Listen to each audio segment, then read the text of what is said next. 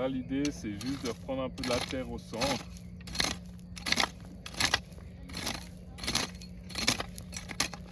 De la remonter un peu sur les pommes de terre, comme ça.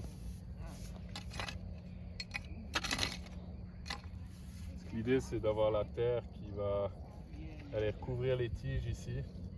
Et puis les tiges qui seront sous la terre, elles vont continuer à faire, elles vont créer des racines et ça va refaire plus de pommes de terre. En fait, c'est ça l'idée, c'est d'augmenter un petit peu la récolte. Alors évidemment, ici, on fait ça à la main. Après, il y a des machines pour faire ça, mais pourtant, c'est comme ça qu'on faisait.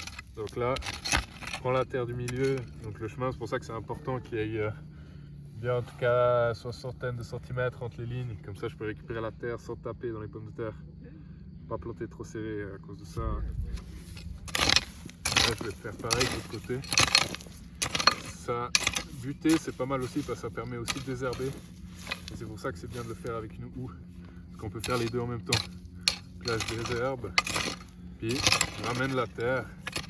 Hop, comme ça. Tac, tac. Et puis, plus j'avance, la terre qui est là, elle va se retrouver sur le plan d'après, derrière.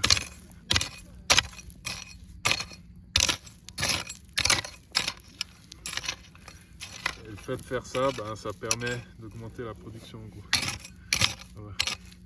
Maintenant, autre chose qu'il faut faire attention avec les pommes de terre, c'est de surveiller un petit peu, de regarder les feuilles, regarder en dessous si on voit des œufs oranges ou bien des dorifores, donc des coléoptères, comme des gros scarabées jaunes et noirs. Il faut les tuer tout de suite, puis il faut vraiment observer si on commence à avoir des larves. S'il y a des larves, il faut traiter avec du Bacillus turgensis, ça s'appelle du BT, on trouve ça dans n'importe quelle jardinerie. Et le traiter la nuit, c'est quand les larves, en début de soirée, c'est quand les larves commencent à manger. Et voilà.